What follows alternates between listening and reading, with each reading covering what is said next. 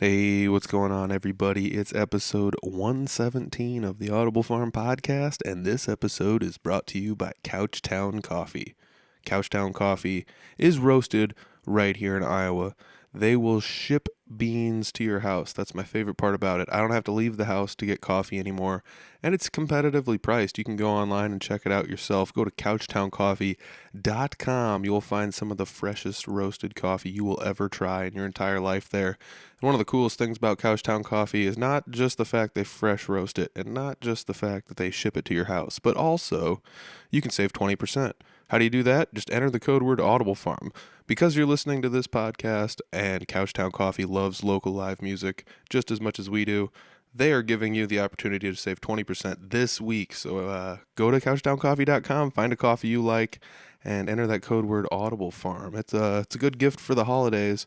I don't want to give it away for anybody that might be on the receiving end of some gifts from me, but it's probably going to be Couchtown Coffee. Thanks, Couchtown. This week I'm sitting down with Clint Riedel. Clint is my buddy. I've interviewed him a handful of times. Some of you guys are back again to listen to Clint on the podcast, and some of you guys are listening to Clint on the podcast for the first time. You can actually just kind of go through the history. I'm not going to do it. He's been on like 4 or 5 episodes already, and he's one of the busier musicians I know around the area. He's always out doing stuff, and I usually see him about once a week at the jams in Barnum. Sometimes I don't make it out to the jams. We talk about that a little bit in the podcast, as well as Clint's music video that he recently made, his upcoming events, which are going to be on his Facebook page. We talk about all that in the upcoming podcast. So I'll just let it go, and you guys can listen to it. This is episode 117 with my buddy Clint Riedel. It's the Audible Farm Podcast with your host, Peter Stockdale.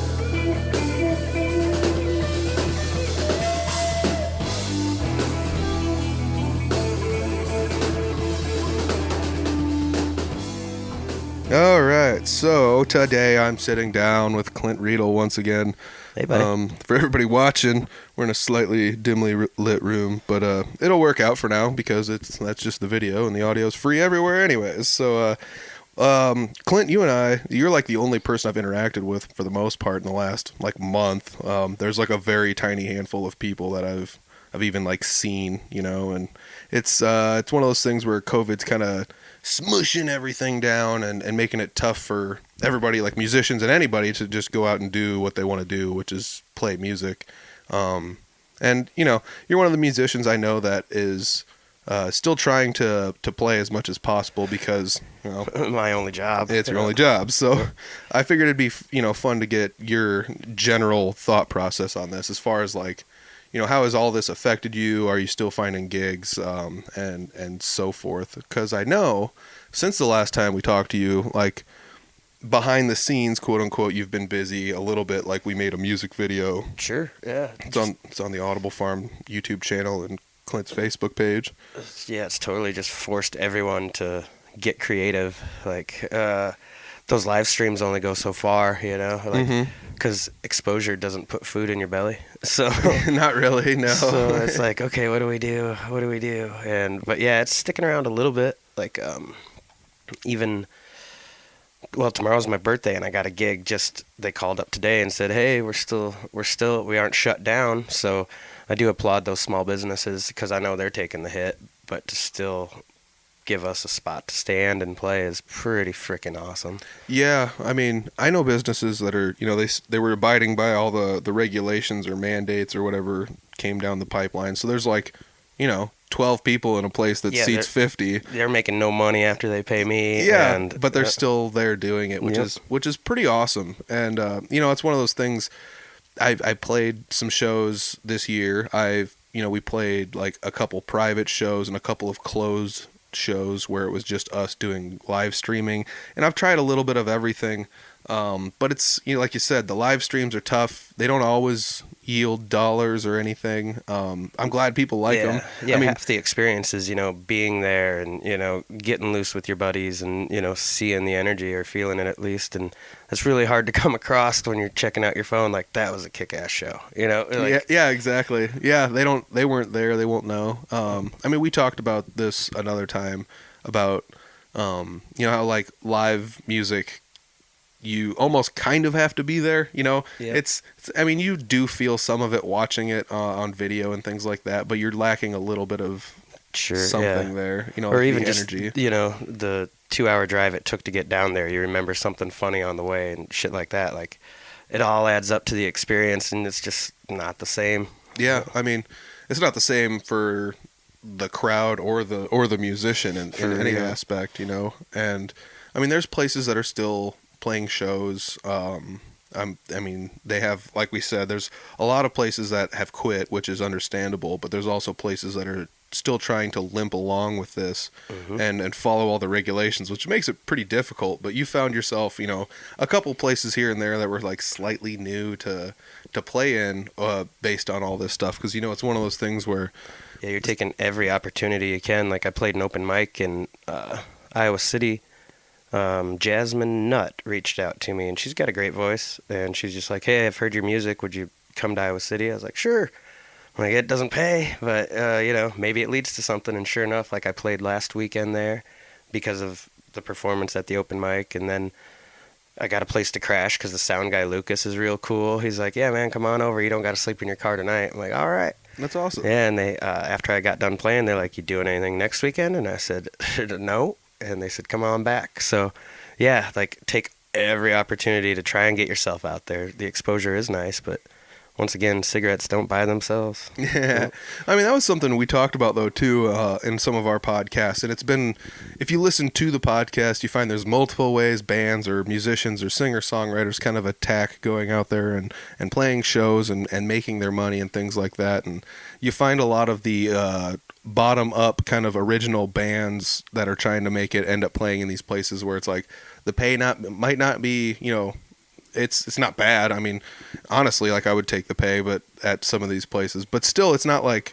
the several $100s you might get on your local circuit at a place where people know you and you're guaranteed to bring people in, because it's such a crapshoot for everyone involved when you travel out of town. Like, you don't know how many For people real. are there. Like, the venue doesn't know how many people are going to be there, and Have you ever had a owner or a proprietor be like, "I thought you were going to bring a crowd," and it's like, dude, I can't guarantee what people are doing. I can only propose a good time, and hopefully, it's only happened a couple of times to me, but it's like, oh, Jesus, am I not good enough? Like, the show wasn't good enough? I'm sorry. yeah, I mean, you also can't control what else is going on. Like, you could book a show and not know that everybody in town's going to be watching the Chiefs game For or sure. something like that. You know, it could be something that you don't know is going on. Or, I mean, We I- played up in Emmitsburg when the Chicago Cubs won the World Series on Game 7 with the rain delays and everything. We had a gig. Not thinking, just not knowing that was going to be the outcome of, the World Series and stuff. And it was in a bar that was divided down the middle.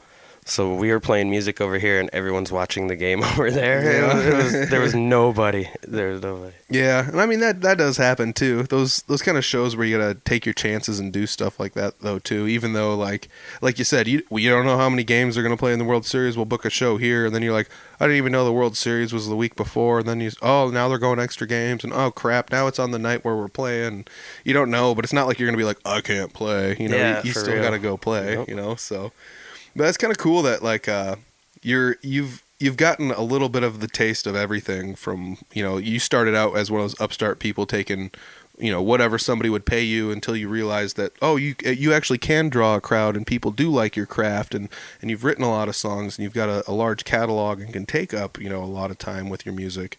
And now you're making the decent money on the local circuit with like the area around here with people, because people are, they recognize you now. They're coming to the shows. And it's awesome that there's that many spots around here. Like, I've heard, I think it was you telling me, like, Des Moines is like, man, Fort Dodge is where it's at, because there's just so many spots where a guy can stay busy. Like, Yeah. playing on a Wednesday, playing on a Sunday. Yeah, it's pretty wild. It's not like every single person wants to come up here and play every place, but there's a lot of singer-songwriter people that are just kind of like, it's pretty wild. The town's not known to be like Yeah. a music hub or super huge or anything like that, Yeah. But yeah, people are taking notice. Even like Tank Anthony over in Iowa Falls, like, you see his name on the posters a lot around here because it's a very music friendly and accepting. Well, and Vino is in his band. You know, Yeah. he's a local legend. He was just hanging out last night with us. Yeah, he's a fun guy too. I hadn't seen him in a while. It's good to. That's the other thing. I've made a lot of friends in the music scene around here. A lot of people that are I would call a lot better than just an acquaintance. You know, and it's really fun to have that around here because it's. I don't know. It's not always the same everywhere, but I will have to say that I feel that COVID is either it's polarized people. It's made the people who support things support it harder, and it's made the people who turn their nose up at things turn their nose up harder. That's the truth. You know, I feel like it's doubled down on that.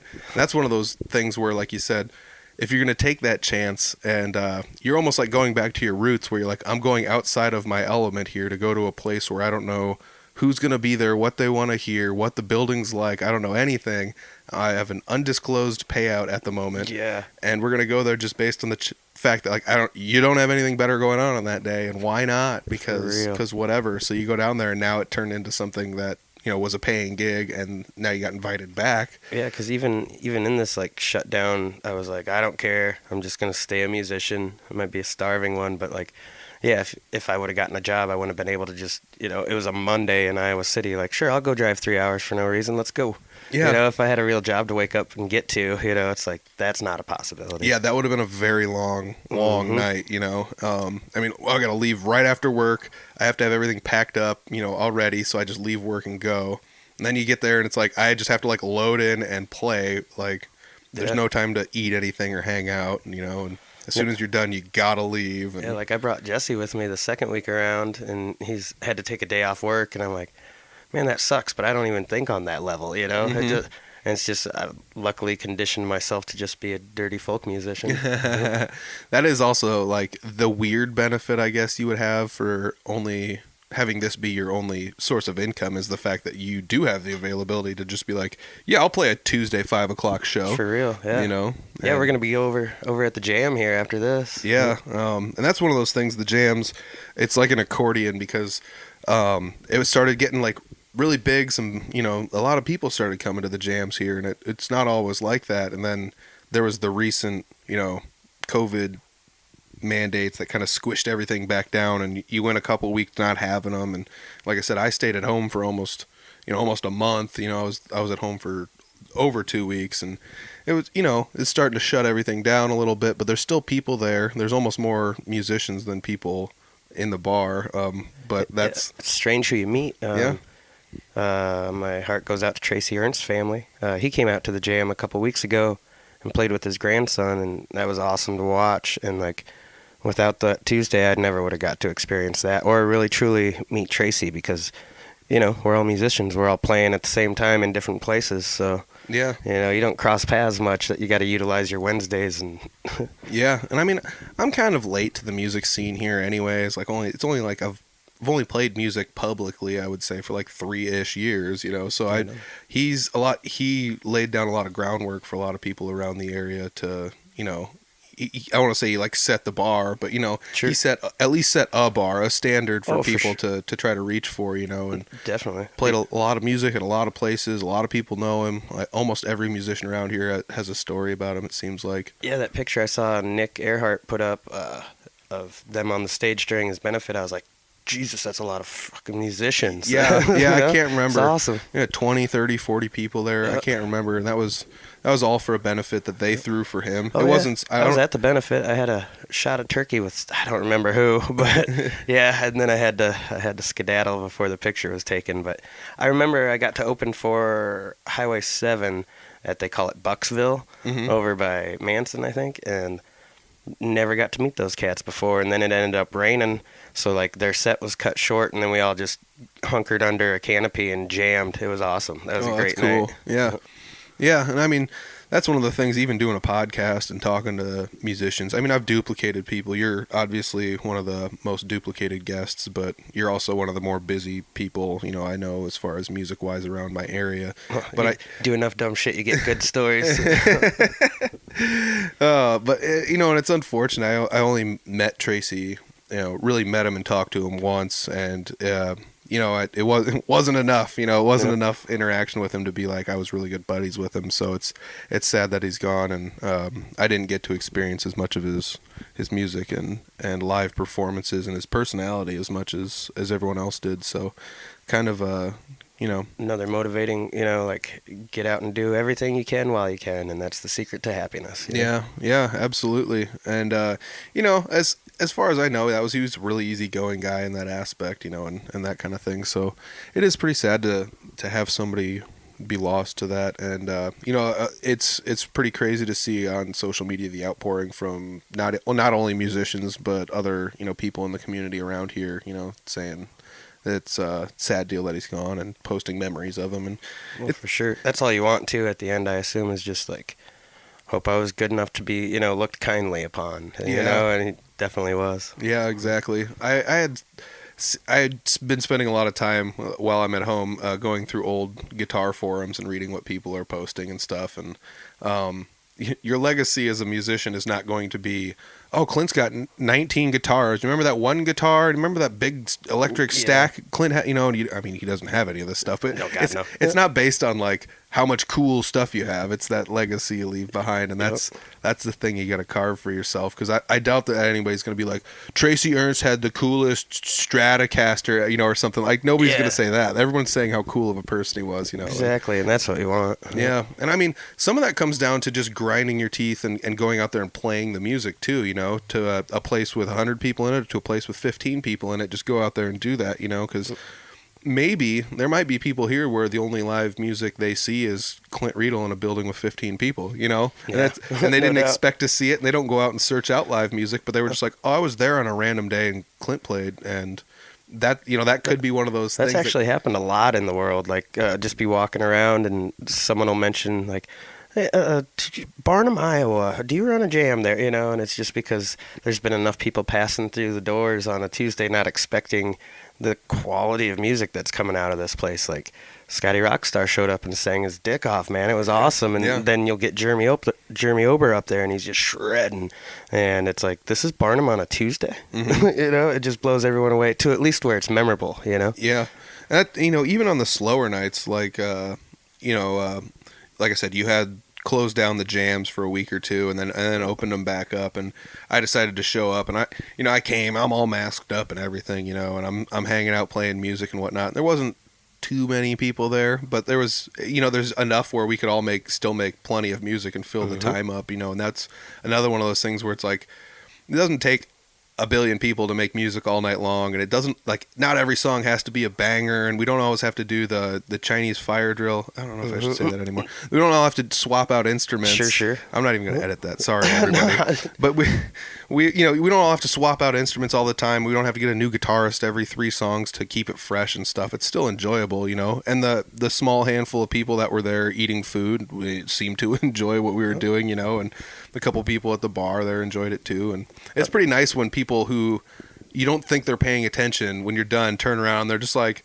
that was good, and they clap for you, and you're like, you were actually listening, this is really cool. Yeah, because they didn't come for a show, so if you catch their attention, you're doing something right. They just, they're eating French fries and enjoying their night before they have to go back to work in the morning. And, Yep.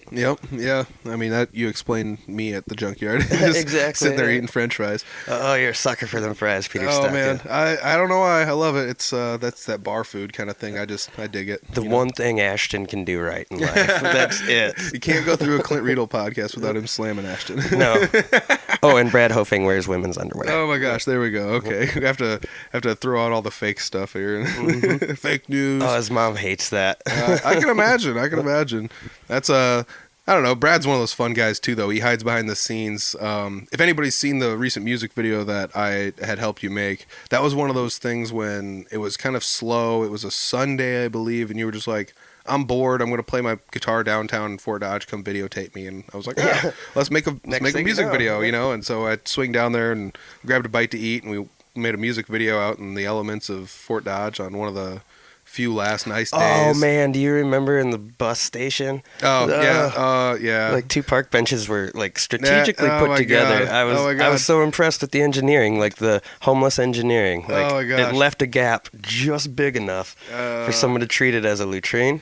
Yeah. And then had the forethought to carry around his own toilet paper as per evidence. Yeah, I'm like, I could sing around this. Yeah, I mean, that was one of those things. Like, I guess I don't spend too much time in downtown Fort Dodge, and you and I did actually go like a lot of places up and down alleyways and in between different buildings and stuff. So we did get to see a lot of like, you know, the goofy sides of Fort Dodge and stuff like that. But needless to say, the pizza we were eating, we were done eating pizza when we got done filming that spot. So that was enough of that. Yeah.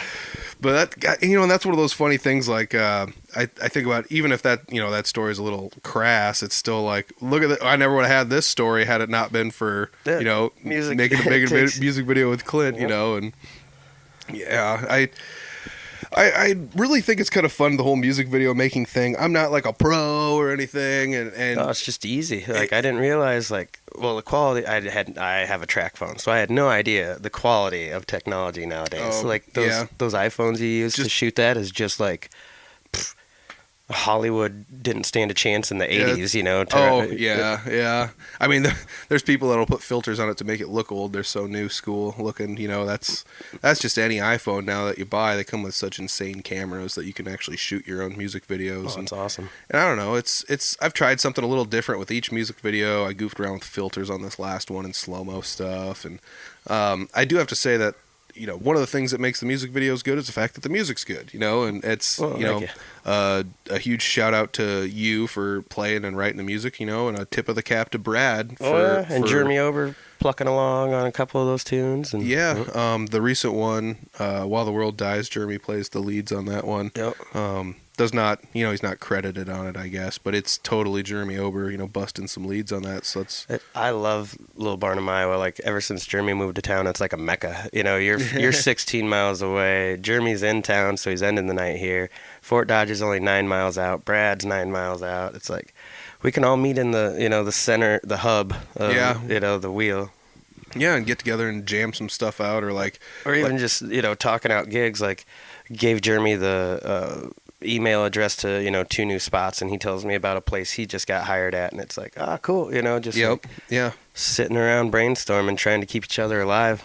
Yeah, and that's one of my favorite things about this is there's not really, if you buddy up with a couple people, there's not really like any secrets anyone keeps, whereas in certain music circles, people try to keep that kind of information close to their chest, you know, where it's like, we're playing a show here, and that's the only announcement you get is the fact that it got put on Facebook. They don't, if you ever like, how did you book a show here? And they're just like, oh, they called us, and you're like, well, is there any other information you can give me? Who owns the place? Can I contact them? You know, and they try to hold that stuff close to your chest. I noticed you and Jeremy especially, or you know, you share your information, and that's it's kind of another reason why I started the podcast, was just like, well, I don't know, why not share the information? And I mean, there's a group on Facebook that I share stuff where when people are looking for new music or gigs or things, I share stuff into the Audible Farm group on Facebook. So you really just want to leave a good legacy, just like we were saying. And, you know, if I was just like, you know what, Jeremy, go out and start banging on doors, you know, I would not want to be remembered as that. But I'm totally convinced that exists. Like, I think it was Vino told me about this thing called the Nashville Roofie, like a band that's coming up, you know, they'll buy you a drink and be like, hey man, have a good setup there. And then you just bomb it because they just like slipped you something or whatever. Oh yes, I actually have. You know, that's one of those internet rumors. I don't know if he experienced it or anybody knows anything about it. But that was like one of those rumors that was like, supposedly there's places where people don't actually want their fellow musicians to do good because it means less attention on them, and they'll do things like that, like overserve their buddies before they go up on stage. Get them super drunk, like, hey man, you're gonna have such a good show, let's have a shot, and then you watch them get up there and not work. Yeah, and how much of that is pranking somebody, and how much of that is actually like malicious intent that you're pushing down on somebody, you know? And I hope none of it exists, but I'm sure it does. Yeah, and it probably does to an extent. I would think that like there are other forms of entertainment that people would do that, comedy, they seem like pranksters or whatever, or like pro wrestlers are like notorious pranksters. I don't know if they would do anything that crazy, but like, you never know, Whoa, what are you talking about? They'd throw them off a cage when they're not supposed to. Yeah, pro wrestling's pretty wild, so you never know. But it's one of those things. I think about that. I think about like how positive it is here, and it's like there's no stories like that here. There's no stories with like you guys going out to. You're not like Jeremy's a dick because he went to this place and said don't book this guy. He sucks. I've never heard anybody around here like I don't know, blacklisting somebody or saying something like that. Or yeah, no, we're hoping everybody gets a chance to play. And anymore of the owners around here, well, whoever's in charge of the music scene around here is doing wonderful because it seems like they're reaching out also. Like I know Ashton Dillon is an asshole, but he does like call up random bands and get them in, tiny little town of Barnum just so the town has something new to experience. Yeah. Like I saw Joey Leone in there. Oh, and cool. he was the lead guitarist with Steve Perry, is that right? The guy who plays with Aerosmith? Yep. They had a band together. Yep. And he's just a shredder. And, there's 15 people in here, and I was one of them while he played his ass off for like 3 hours straight, and then came over to my house and hung out and signed my guitar and played guitar with me. Oh, cool. Yeah, that's so- really cool. Yep. Yeah, I know Ashton's even like kind of put a bug in my ear once or twice about like how much does your band cost, and Yeah, he's doing it for the bands because he knows we need the support, and also for his clients. Like, hey, here's something you might like. Check it out. yeah, definitely. And I mean, that's one of the coolest things about these places is some of the places that have live music actually realize that some of their clientele is there to listen to live music, or and like Patty's used to be. You just know you're going there to hear a show. That's yeah, bingo. Like it's fun to go there and play pool and stuff, but you could count on the fact that you were going to see something you probably wouldn't see unless you went down to Des Moines or Yeah, those Patty's jams, man. We were hanging out with Jeremy last night. We saw him, and we were telling stories actually about the Patty's pub jams, and it was one of those crazy things. I got in just at the tail end of Patty's, probably the last 6 months or so. It was open. I started playing there a little bit. Yeah, we were a house band together, you and I. Yep. Maybe a little bit longer than that. Maybe the last year it was open, but I did get to play there once with my band Three Finger Betty. That was pretty fun. And it's sad that it's gone, but it also opens up the possibilities for other places. Had Patty's never closed, then you wouldn't see, around the area, you wouldn't see your Shiny Tops and your River Hops and your Moose Lodges and because they wouldn't want to compete with the same show, or a bigger show going on, or just.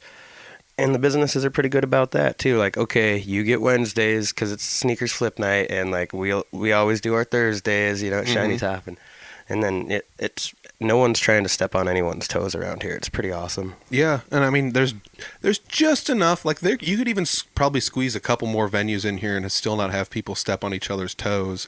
Yeah, because there's such a flood of music. Yeah, and there's still a couple free days of the week if you want to try and run shows. Yeah, no doubt. We need a Monday spot now. Yep. Yeah, because there's a Thursday show.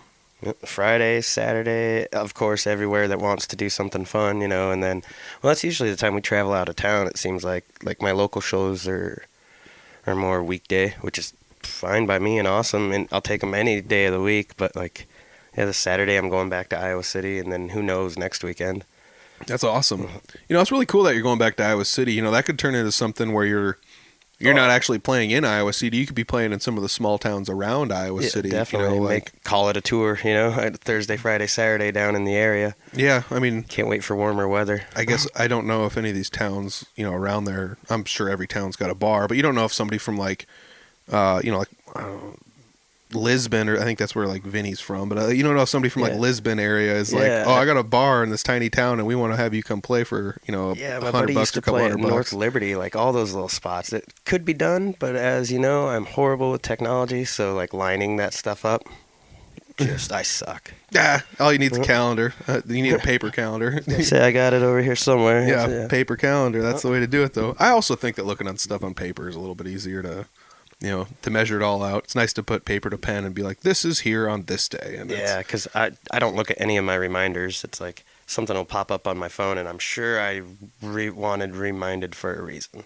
But I'm like, it seems like a lot of work. Yeah.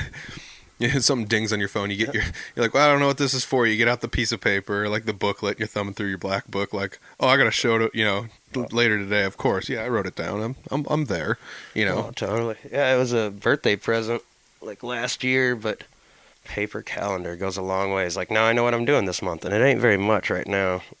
Yeah, I mean, that's the tough thing because you got to try and squeeze out shows anytime you can, and I'm sure that we talked about this the last time. Money's tight at businesses. Money's tight for you. Money's tight for the average consumer. For everybody out there nowadays, it's kind of in a little bit of a crunch, and now the holiday season's coming up, so money's extra tight, because everyone wants to do the whole Christmas thing. And that's one benefit to being an orphan. Like I got nobody to buy presents for.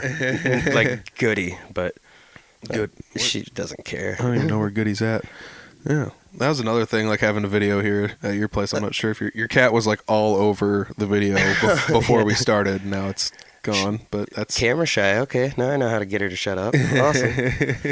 Otherwise, she'd be like, meow, outside. Meow, inside. And she knows how to work the outside door, so that's fun. Mm-hmm. Yeah. You got your Facebook page. We recently sat down and I was like, did you know you can invite people to this? And you were like, what? And so we sat down and invited a bunch of people to your Facebook page and kind of upped the numbers on that. Regardless of whether or not anybody wants to admit it, likes don't equal listens and likes don't equal, people showing up at your show and stuff. But it also does have some sort of merit online when you look at somebody's page and you're like, oh, this person's got hundreds and hundreds and hundreds and hundreds of likes. Awesome. Probably justifiable, So that was something we sat down and talked about. And, like we were talking about earlier, you don't hold any secrets, and it was just like, did you know you can invite people to like your page? I guess if anybody's listening and you don't know that, do it. Go for it. It proved very beneficial for you because in less than a day you've doubled your capacity for likes on your Facebook page. Who'd have known? And it's a thing. I guess if anybody's listening and you're like, I don't know how to do this, this is how you do it. You just go to your Facebook page on Facebook, and then there's a tab section where it says home, photos, about, community, videos, things like that, and just click on the community one. And then you can scroll down and it'll just have a box there that says invite, and you can invite all your friends to your stuff, and you never know. Some people. I'm glad I got drunk and go for it, man. I've probably got 800 mortal enemies now that just liked my page or are ready to tear me apart. No, it's good though. That's the thing, because some people just don't know that you have a Facebook page. Regardless True. of. Yeah, I'm horrible with it. Well, I mean, you use it, but as far as going on and some people don't see everything, on their Facebook posts. I was talking with somebody and they're like, I have no idea what this person's been up to. They don't post on Facebook. And I'm like, I see their stuff every day on my wall, so your stuff just might not show up on their wall. And they don't know. Yeah. And I've never purposely looked up somebody's page or anything to see what they're up to. So yeah, I guess it does just have to constantly be in that timeline or that wall or whatever. Yeah, Jesse Wilson's good about it. I see his stuff all the time on my wall. But granted, that's because, I imagine the algorithm is oh, you like Jesse Wilson music. So here's Jesse Wilson music stuff. And then they always flash that you want to promote this for $10? And I'm like, not really. Not good. No. It does actually, it gains an asinine amount of exposure. I've dabbled a tiny bit with Facebook ads, but it's pretty wild. Like I said, it gives you an insane amount of exposure. As far as how many people interact with it, it's fairly low. Is it worth the exposure? I don't know. Give it a go. I know some people that lean hard on Facebook ads and swear by them. I guess if it's always scrolling across your feed, eventually you'll take notice. And that's but when you could tell somebody used that promo ad, a band in Kentucky is playing this Friday, and it's why the hell would you even waste telling me that? Well, some of it comes up to how you set up the ad, because you can cushion the Facebook ads to do certain things. I want the ad to go to people outside my area or inside my area or with no general area in mind, or I want to garnish more likes, or I want to promote an event or something, and maybe they clicked the wrong button or checked the wrong box, and all of a sudden they're promoting their Kentucky event to people in Iowa or something by accident. All of a sudden they've got a huge Canadian following, but no one can ever make a show. Well, that's actually a thing though. We were talking about stats and online stuff, and I was showing you some of your stats for your music video. I would send you stats every couple of days. This is how many views you got. And I mean, I don't have your Facebook page accessible, so I can't dig deeper into it, but I can look at some of the stats and show you like, hey, this is at least how many people saw your stuff or have seen the video or have scrolled past it at least and things like that. And it's kind of fun. You can look at stats and I didn't realize how like down to the micron they got with that. Like this many people watched for this duration of time on the video. This many people finished the video. It's like, what? Yeah. You break all that down and figure it out? That's nuts. And some of those apps, like I was talking with Mike Schulte of the Pork Tornadoes. We were talking about that, and he coached me through a couple of other apps I could download to like look at stats for different platforms. But like Apple Music's got an app for that. So if you have your music on Apple Music, you can see who's listening to your music on Apple Music. Nice, I do. Spotify's got the same thing. So if your music's on Spotify, you can download an artist app for Spotify and see where your stats are coming in. And he was saying that for his band, it actually was beneficial because it showed him that like there's a lot of people listening in these towns over here, and it's not a far drive away, and it could be beneficial for their band to go there and try it out because you never know. So the stats could be beneficial. They can help you. Sometimes they're a little sobering to look too deeply into, to be like like the 1-star review, like Taco Shack, like, oh god, what can we do to fix this? But other times it's really fun where you're like, I looked at the stats the one time, I showed it to you the other day, but it was like Three Finger Betty album, the new EP that we just released, like got a play on Apple Music in Tampa like last week out of nowhere, and it's like, what? I'd go to Florida. Like, I'll go to Florida and do a show, but I mean, it's going to take more than one listen from Tampa, but still, and it's also weird to see on like Spotify where it's like, what's your most popular towns? And like, we do all our shows in Des Moines and the surrounding area, and like even combining all of the towns like West Des Moines and Urbandale and everything on there, and even throwing like Ankeny and Ames in there, it's like, it's still not as big as some of the followings we have in other towns, which is pretty wild to think that like there's small towns out there that people that know us. And that's another thought, like these small towns have a lot of singer-songwriters like yourselves camped out in them. For real. Maybe the people might want to hear a punk band. You never know, Yeah, mix it up. You never know, And Three Finger Betty's done it a couple times where we ventured to smaller towns, and the pay is generally very good because they don't have much entertainment there, and that's... if there is entertainment, that's where people are going. And even if there's not, people are still going to that place because there's not much else going on in the town. They were going to go down there and drink anyway. Yeah. So it ends up being a very good, a very good thing. So if there are bands that are like, I want to try doing, the thing Clint's doing where he hits up local venues and plays in these smaller towns, you never know. Hit them up. Yep. Send them your social media links. Send them music videos, send them everything you got. Back in the day, it was just, back in the day, like 5 years ago when I started doing this, I would seriously just look for neons and carry my guitar in and be like, is anyone in charge of like entertainment around here? Or can I speak to the manager?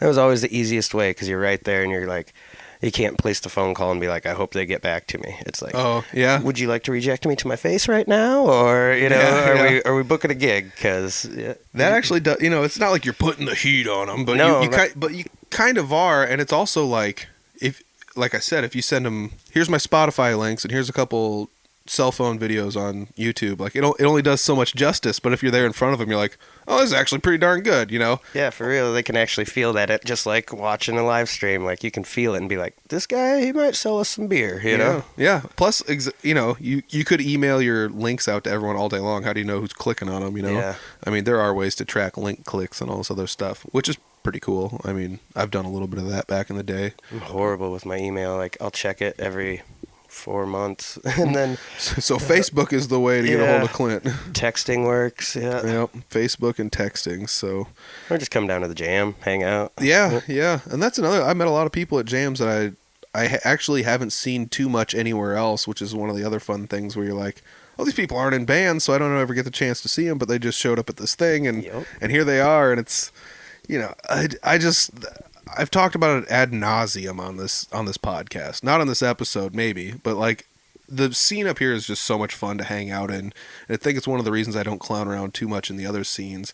Maybe it's because the other scenes are so much bigger. Like in Des Moines, there is everything in Des Moines. There's rap music, there's techno, there's electronic stuff, there's people making indie rock of like the widest berth you can imagine. I mean, it's insane. Blues, punk, rock, metal, there's everything's down. There's every kind of singer-songwriter you can imagine. So it's probably tough for 5, 6, 7, 800 people to support each other It's a real thing. when you really don't know everybody in the scene. But up here, we all at least. Yeah, there's only like, maybe 20 of us that I can list right offhand, where we're all just like, if you're walking around, like that old joke, like you kill one goat, you walk around, they're like, hey, goat killer, but you build a million bridges and they're not like, hey, bridge builder, Yeah, yeah. But yeah, so when we're walking around, they're like, he's a musician, like they'll see Caleb Ferry. They don't see this dude who's been awesomely managing a coffee shop and a sweet barista, nothing like that. They're just like, there's a drummer, Yeah. So there's probably only 20 of us around here. So Yeah. but per capita, yeah, that's a lot. Yeah. I mean, like you said, we could sit down and just start naming people. And then, like, when the circle gets wider, it's just like, oh, then you got all the people up in Humboldt. And then you got all the people, you just get out of that 9-mile circle. And you just, it's like, man, there's a lot of people up here. So I guess, like, where do you draw the line? And a lot of us are pretty chummy, and there's not enough people for any of us to really be like mad at each other for too many reasons. Not that anyone in Des Moines would be mad at each other, but I even think about the Iowa City scene with all the college kids there making music and everything. Like, that's got to be packed. Like, I've played there a couple times, and it's gonna get there hopefully, but they are very, very like they're spray painted on the ground. It's like, put your mask on, the mayor says so, and it's just constantly thrown at you. So I think a lot of people are avoiding going out just because I think they would come across as jerks to their friends, so they're like, how dare you go out and then come over here. yeah. But, I mean, to each their own, but I see no reason not to myself. Yeah, I talked about that a little bit last week in my solo podcast. I know that you listen occasionally sometimes to the episodes, but a lot of times I just come over here and tell you what I talked about anyways. Sure. But I sat down alone and kind of tackled this topic where, it's kind of weird. We're in a spot right now where, people are... We went through a period in like 2018 where it's like, we need to quit shaming each other. And everyone was like, yeah, we probably should. And right now we're all shaming each other. We're just doing it again. Yeah, and, different topics. And I get it, because like people are asking a question that is subjective and expecting an objective answer, and it's like, I can't give you an answer that's rooted in facts when, we don't have the facts. No, when you're asking something, when you're like, what's your opinion on this? And then you tell them your opinion, you're like, well, that's crap because this. And it's like, well, I mean, it's not crap because that, and nobody wants to see the sides of each other, and I get that, like I said, I talked about it. There's some people that are turning their nose up at musicians for playing shows, but I also, talked about people like you that this is your only way to make money. What's your other option? I did just create my first event on Facebook today, saying I'll be playing at Sneakers tomorrow, but I was like, man, should I did have that hesitation, like, do I need to advertise this? Do I need, like, to bring any heat on their business or upon myself? Like, how dare you? Yeah, yeah. You never know who's going to comment. And I get it. Like, I've seen a lot of it. It's one of those things about having a public page or being a public personality, whatever I'm using air quotes for everybody not watching. I'm heavily air quoting, but it's like, I guess one of those people, so I have to see it on a lot of different platforms where people want to express their opinions. But I also have so many people in my friend scene from like seeing them at shows or going to shows or knowing them, they're buddies with this band and all this other stuff. So I have so many people with polarizing opinions, and I get it. I trust me, I 100% get it. Like I said, I didn't go to jams for a month, and then when I came last week, I was wearing a mask. So like, and I figure teach their own. I wish the rest of the world would assume the same. There wasn't a single person in there that said like, you're.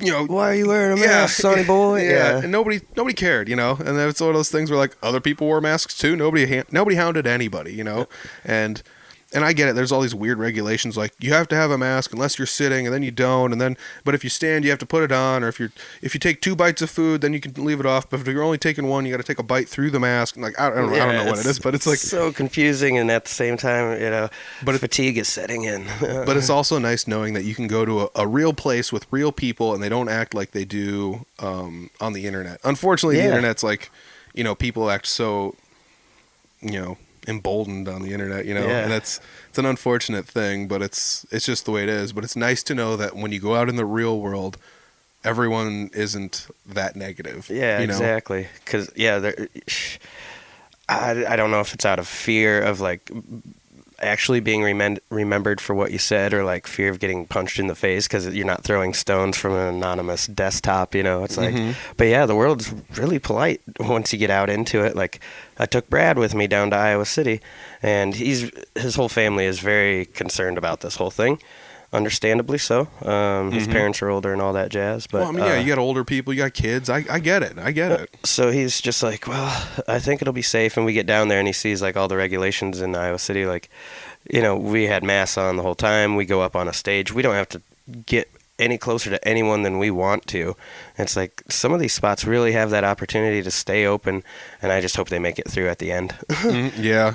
But after I took him back, I was like, see, Brad, the world's still moving right along, but up, in his family bubble and whatnot, this area, he's just like, I don't know. I think it's pretty fear driven around here right now. Yeah. Where I'm surprised I got a gig, but I'm grateful for it. Yeah. I mean, but it also comes back to like, you and I are also not unreasonable people, not that, Yeah, definitely. not that everybody is. Some people are acting that way on the internet, but like, we're not unreasonable people. We can understand that, like, Oh yeah, it looks cool. Yeah. But it's not like, comes back to what I said before. Older people, children. Like, I get it. You keep your family safe. I get it. And the whole thing. That's one of the reasons I stayed home. And it's like I would just love a world that live and let live mentality actually existed. Like it does out in public. People are very polite to each other, but I wish when they got home it applied still. Like yeah, and there's so much like fabrication of malicious intent. Like.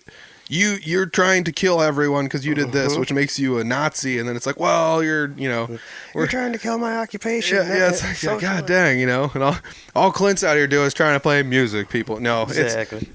No, but I get it. It's one of those tough topics, and I'm glad I got to tackle it alone. And I'm sorry I kind of drugged you through it a little bit here on the podcast. I don't mind. I'm honestly of the opinion where however you approach this is the right way to approach it. Because whatever's there best aren't for enough. you. Yeah, I don't think anyone knows enough about it to scold anybody yet. Oh my gosh, yeah. And I mean, it'll be something where we'll look back on it and be like, should have handled it this way, but. You can say that about everything. You can say that, but like people are still boxing, and it's like we know well enough now that getting punched in the head repeatedly is super not good for you. And UFC is one of the biggest sports in the world, Exactly. and it's like, well, whatever. Just let people do what they want to do. Yeah, and smoking. I mean, they're nice enough to tell me that it could give me cancer or heart disease or emphysema, and I appreciate their concern. Yeah. But I know it's dumb. It just tastes great. Editing that out. Children, do not smoke. It's horrible for you. No, but it's one of those things for sure that I would definitely think.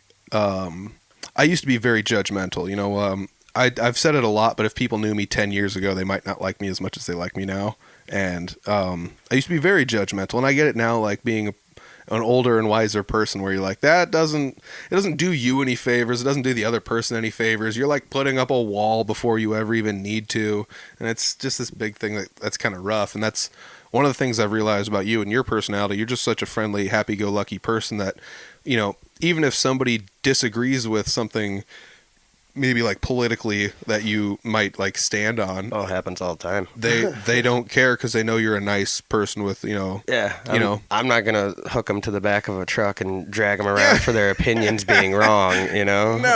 No, and I think that also lends itself somehow to your musical capabilities, because you do write awesome music. You've got you play everywhere. You're a very work ethic driven musician, but just the fact that you're a friendly person, online and everywhere else, it kind of, I think, lends itself to some of your popularity as well. The fact that you're personable, Sure. Yeah. you're not going online calling people out and alienating half your fan group, No doubt. and things like that. And I mean, to each their own. I get it, but I mean, I think it would kind of be asinine for a band to.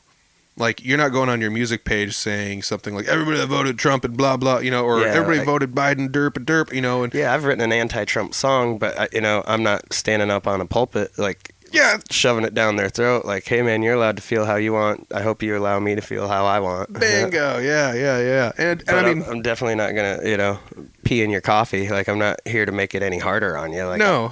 Some of those people just love picking a fight about politics, though. Like this whole year made their day. They're like, oh, no, you know what I think? And I'm like, Didn't ask, but I will listen. Yeah, it's all right, I guess, But and I mean, I used to, I think that's one of the benefits of like being a human being that changes over time is the fact that you get to realize like, oh, I was kind of like the way these people were, when I had the same mindset, given certain things that happened in my life or whatever, and now I'm just generally pretty easygoing for the most part. I don't get worked up about much, and it's pretty nice, but it also like it makes you kind of miss being I guess I don't know what the nicest way to put it, but being headstrong. I don't want to lean towards the trapped. Well, stubborn can be fun, Yeah, Like, yeah, exactly. And I get it. There's definitely benefits to that too. You always get what you want, but the downside is you always get what you want. Yeah, no doubt. Like playing music. Like you don't eat every day, but you do what you want every day. True. Yeah. And I mean, that's another thing. Like you play music every day, people might not like every song, but they'll like some of them. And Brad and I were talking about that. He's like, "Did you know Dolly Parton wrote over like 3,000 songs, and 9 of them were like, pretty big hits? Can you think of 20 Dolly Parton songs?" And it's like, man, no, I don't think I can. And it's like, yeah, so you had to write 3,000 to get those 15 memorable songs, which are just, like American anthems at this point. But so yeah, you gotta put in the work to even get that 1% to come up to the top. So like, I just keep writing shitty songs until one good one comes around. Throwing dart at a board with blindfold on until all of a sudden you hit something. Let's sing about my wiener dogs today. Oh man, no, I've always liked your songwriting style. If people have stumbled on this episode and never listened to any of the Clint episodes before, like I said many times, scroll back through and listen to some of those if you want more stories. But your songwriting style has always been one of my favorites. There's not too many people that have, like, a lot of your songs have a lot of words to them. Not all of them, but it's you're telling stories. Yeah. You're not just there ain't many hooks in them. Yeah, you're not just writing hooks and sticking them together. And making a Def Leppard song where it's like, what part of this is the verse? This is like the whole thing's just like a giant pre-chorus, like and it just don't worry, the verse is coming around. Yeah, and you just keep bobbing your head like this is awesome, like, and you're one of those people, like I said, that heck, last week we put an electric guitar in your hand and some of your finger picking stuff you do on an acoustic turned into leads on it when you put an electric in your hand, and it's like, well, that's pretty wild. I'll be doing that tonight too. I forgot. That's cool. So I don't know. It's lended itself a little bit to some experimentation around, too, as far as like some of us kind of chummying up together and hanging out. Different people have bounced different ideas off each other, and I think a lot of our game or our music or our experience of us as professionals in this scene or amateurs or whatever has changed because of it. Even to the fact where like Chris Carr did that podcast with me, and he talked about his OBS live stream that he does. OBS is the software, but he talked about his live streams he did because he was one of the people that was doing some of the best live streams, and talked about how he pulled it off. And then I learned some secrets from that, that he was doing, and I got to dabble a little bit with the software at my house, and I set up some stuff and never really used it. But then Brad ended up using the software, and he's like, I need to figure out how to do this. And I was just like, and now Jesse's got a home studio. Yeah, like everyone's just evolving. Like, it's nice. Yeah, I mean, I talked about it in the Jesse podcast where it's like, Jesse's got a home studio, but it's like, how much money did you spend on this? Like a couple $100. Like, it does not take much money at all to set up what is a home studio. I mean, you can go to research what it takes to set up a home studio, and they'll give you 5 bare bones things that it'll cost less than $400. When I first started out, like the only studios I knew of was like Bob Mentier and then like Junior's Motel and stuff like that. And I had no idea how many studios were out. Well, I'm air quoting now, studios that are out there. Because then I would just like turn over a rock at every other show, and some kid would walk up and he's like, dude, you gotta let me record those songs. Come to my house. And all of a sudden I'm like, okay. And then we're going to your studio. No, man. And I'm like, oh, okay. You can really do this stuff from home? That's awesome. Yeah. So, I mean, yours was recorded. Yeah. Everything I've ever recorded was in this house. Yeah. If you're watching the video, you get to see about a quarter of the house in the video. Oh, this is half of it at least. Yeah. I mean, it's something cool that, he's diamond in the rough, having Brad out there to record stuff. Yeah, man. And he's constantly cutting his teeth, learning new stuff. He's been giving me pointers because I've been farting around at home doing stuff. I'm kind of trying to make a demo, I guess. I know it's not going to be any good, but I'm doing it for fun. Yeah, at that point, if you're not trying to sell it, like, I need the artwork, I need it done by blah, blah, blah. No, just, yeah. I'm doing it for fun. I was talking to another singer-songwriter from Southwest Iowa. He kind of reminds me a little bit of you. His name was Josh Wigg. Nice guy. I did a podcast with him. You might want to check out his podcast and maybe trade him a show up here and down there. Yeah. And I think you guys would get along pretty well. But Josh was saying when he was writing music, I'm pretty sure it was that episode, but he said when you're writing music, sometimes you don't know where to start and what to do, so you got to just start writing stuff and get all the bad ideas out of there first, or purge the common ideas, because when you pick up a guitar, isn't there like a couple like diddly things that you like to play like all the time? Every time when you pick up a guitar, you're like, I always play this or I always play that. It's like, put it in a song, get it out of your head. Exactly. Move past it. That's the best way to come up with something new, is to move past something old. I've actually got a lyric that says just that. It's don't sleep at night, toss turn all the time. So I just wake up, put the guitar in my hand, and hoping that writing them down will make them go away. Because you sit up there and it just bounces in your head long enough, you're like, just get rid of it. Yeah, and that was something that, like, the concept of that I never really thought too much of, and he just kind of, explained it like that. Where like, if you got an idea or something, get it out there, and if it's something that's like really polluting your mind, even if it's like not a good idea, see it through, see what happens, or like record a demo of it, or get at least start it or something. 12 sheets in my notebook of like just a chorus or just a lyric or even just an idea and a chord progression, and it's like, okay, that might turn into something, and eventually like I might go back to it and see it from a different angle, and it does, but at the time it's like, this isn't good enough, but at least it's out there, because you can't go back to it if you don't write it down. At least in my case, my memory is shot. It is almost impossible. I can't count the amount of times I sat up late at night playing guitar and being like, this sounds cool. I'll have to make sure I remember this, or write it down in the morning, or record it, and just bust out your phone and record it real quick or something. That was something somebody told me. I was in one of the very first handful of episodes I did. They said, just get your phone out. It sounds like crap sometimes, but it's better than nothing. At least remember the strum pattern, if nothing else. That's the toughest thing, is like the little nuances of the rhythm and the strum patterns, because you can be like, it was these notes, and it was kind of like this, but it sounded way cooler. Yeah, what was I doing different? I'll never know. Yeah, and so like that's where I started to, I like did the whole studio, I'm using air quotes again, home studio setup.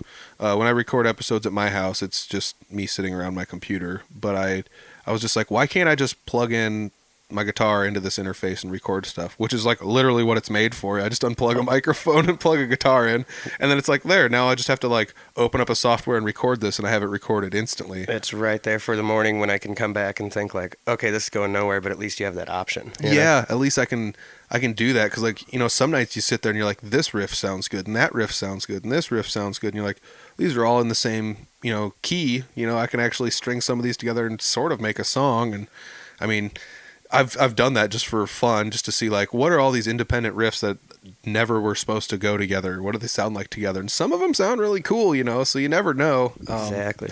I think that's one of the things that's super important is writing this stuff down, and it's something I'm not good at. And some of that just comes back to like, you and I have talked about it plenty, not on the podcast and sometimes on the podcast, where like sometimes not being self-confident is like one of those tough things where you're like, I got to overcome this somehow. But actually sitting at home and recording my stuff and listening to it, I had one of those, like I said, Josh Wigg type realizations where like, some of this stuff, I'm glad I got it out there, and it's like in a recording software somewhere for me to manipulate and add to it and do stuff with, because I don't play it as much anymore. But other stuff that came from that, that I would have never thought of after these ideas are out of my head. Now I've got all these fresh ideas, and they're, like I said, they might not be good. They might not ever get mushed together to make a song. Maybe they're all like, I've got 14 partial songs at my house that are are just making space for the new ones. Yeah, exactly. And it's so cool to actually be able to do that. And I now finally understand like the artist's plight of like,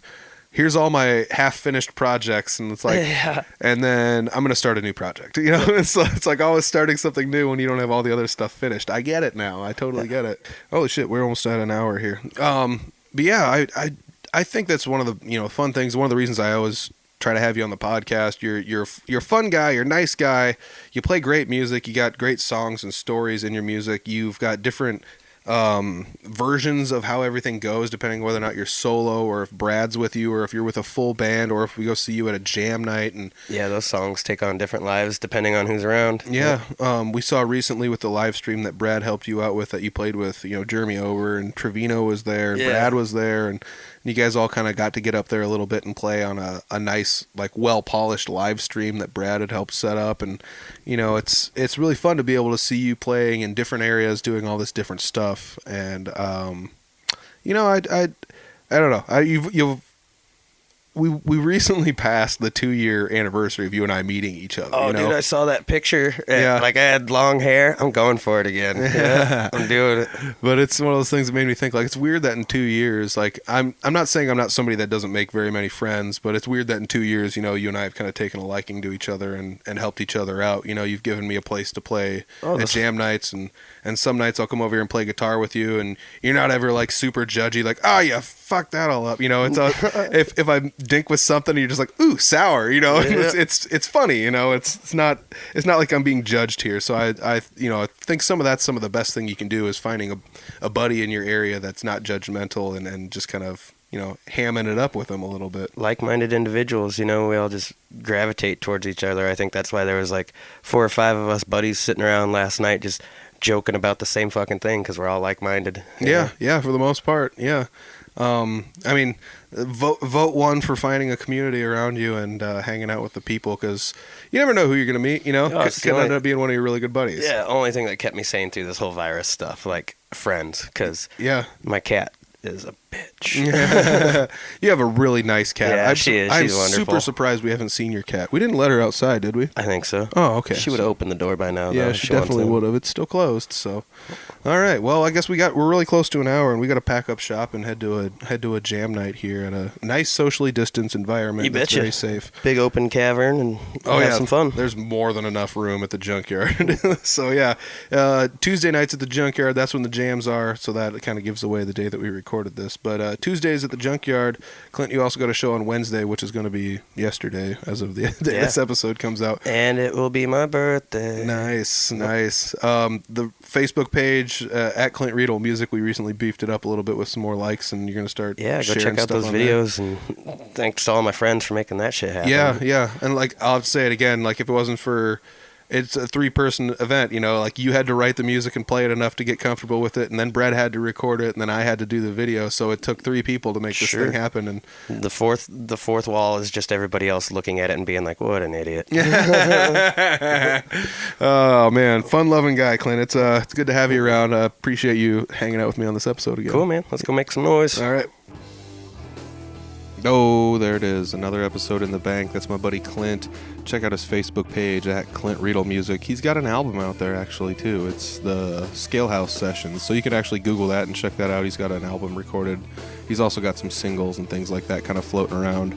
I do have links to Clint's music videos on the Audible Farm YouTube channel. They're also available on his Facebook page. So if you're going to the Facebook page, check that out. It's at Clint Riedel Music.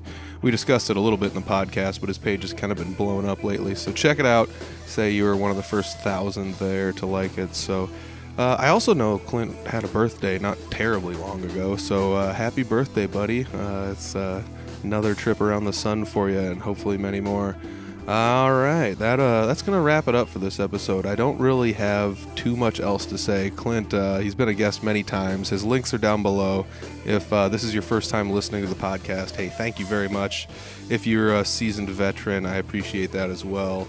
And hey, I'll tell you what, go back through the episodes if this is your first time and find some new episode to listen to. I'm sure there's somebody else you know, especially if this is your first time listening and you hear Clint. So there's a good chance you know some other people. Otherwise, there's 4 other episodes or so of Clint to listen to.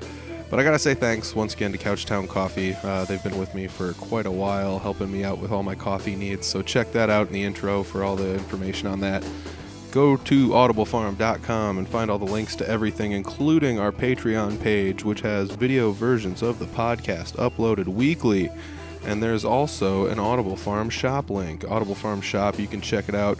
We will ship stuff to you. You can buy it right there online from the shop. Quick, easy, painless. It's just a PayPal payment away. So check that out. If you're interested in Audible Farm merch, we've got some of that available as well. There's t-shirts and hoodies and stickers there. Maybe some new merch coming on the way. Limited sizes available of all of the t-shirts and hoodies. So check that out. Those will also make a great holiday gift, I guess, if somebody's interested in the podcast. So thank you guys for listening each and every week. I'll be back next week with another guest. Peace.